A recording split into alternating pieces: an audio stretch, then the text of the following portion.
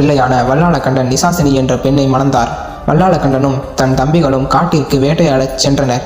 அந்த நேரத்தில் கலகம் என்று நாரதன் பார்த்து கொண்டிருந்தான். தன் சரணாலயம் தொட்டு ஓம் நமோ நாராயணா என கூறுகிறார். அப்போது கண்டர்கள் அகப்பட்டனர். உடனே நாரத மாமுனி நாராயணா ஹரி நாராயணா கோவிந்தா கோவிந்தா என வல்லாளகண்டனையும் இது கண்டர்களே நில்லுங்கள் என்றார்.